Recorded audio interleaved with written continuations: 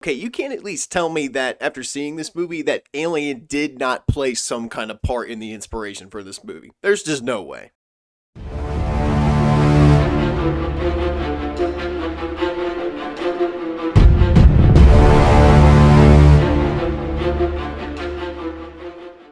So The Last Voyage of the Demeter is a movie based on a chapter from the Bram Stoker's Dracula novel, and it essentially follows the crew of the Demeter as they transport cargo from Romania to England. And of course, this being a Dracula story, when night falls, strange happenings begin to occur, as well as the crew begin to get picked off one by one. I remember a few months ago when I caught a trailer for this movie, kind of like I said in the intro, I was getting pretty big Alien vibes from this. Think about it, you got a bunch of people in a cramped space, nowhere to run, and there's a monster on the loose just hunting them down one by one. That's Alien. That's the Alien playbook to a T. Now, since this is a Dracula / vampire story, it's really surprising because this movie is not necessarily about Dracula. It's about the people on this ship that are trying to deal with this situation that is Dracula. So there's a lot of really good character development that goes on throughout this movie. And really, there's not a bad actor in this movie. Everybody does a really good job. And you definitely got some really good standout performances as well. Like Liam Cunningham as the captain,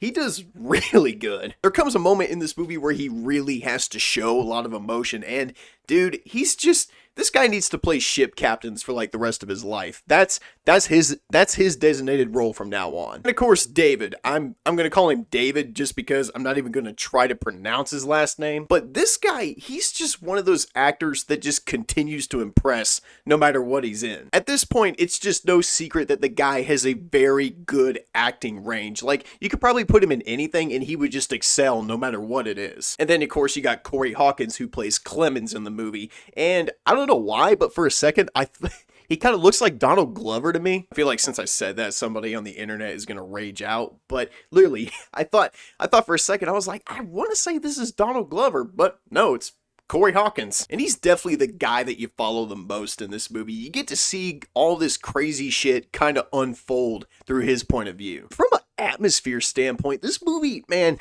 you got some creepy ass moments in this movie. Like a character will be walking down a dark hallway and you might see the silhouette of something just kind of lingering in the background. Or my favorite jump scare in the movie, I call it the Until Dawn jump scare, just because it's literally the same jump scare out of Until Dawn. You got a guy with a spyglass, he's just pointing that shit around, and all of a sudden there's a face that pops up in the end of it, and when he pulls the thing down, face is not there. It's little moments like that that make this movie kind of creepy at times. And there's plenty of moments like that throughout this movie, but I felt like they had a chance to really make the creepy moments even creepier if they hadn't shown us the monster from the beginning. And that was one of the things that kind of dumbed it down a little bit, was because they show you what he looks like very early on in the film. But regardless of that, the atmosphere and the buildup to all the crap that happens on the Demeter is pretty decent. There's also like this feeling of isolation that just kind of drapes itself over the entire film. Like, from the jump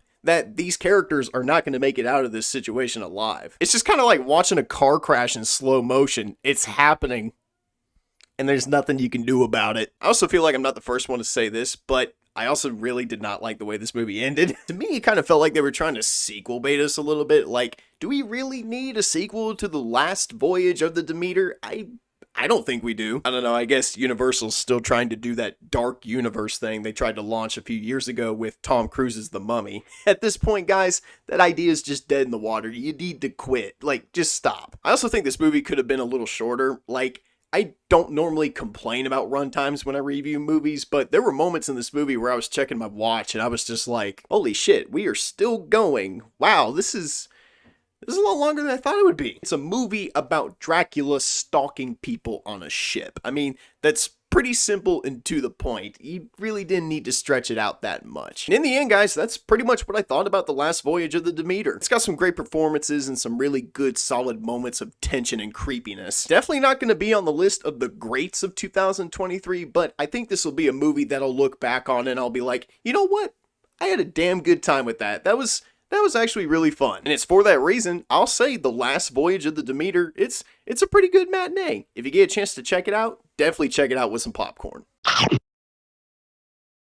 Alright, thank you guys so much for watching. Drop a like, leave a comment, and subscribe if you're new to the channel. And thank you guys so much for joining me on my review for the last voyage of the Demeter.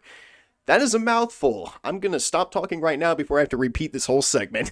But once again, thank you guys so much for watching. Drop a like, leave a comment, and subscribe if you're new to the channel. And as always, I'm the Unbiased Movie Nerd, saying peace, and I'll see you guys in the next review. Peace out, everybody.